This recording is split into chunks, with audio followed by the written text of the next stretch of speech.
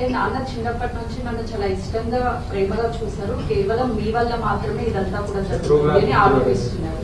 మీరు శత్రువుగా చూస్తున్నారు, తమ్ముడుగా వినయ్ రెడ్డి ఆయన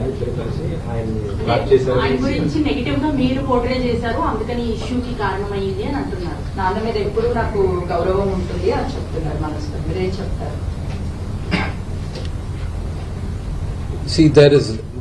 దాని గురించి చెప్పేది ఏం లేదండి. వాడు పొట్టజించుకుంటే పేగులు కాలిపోయిన పడతాయి.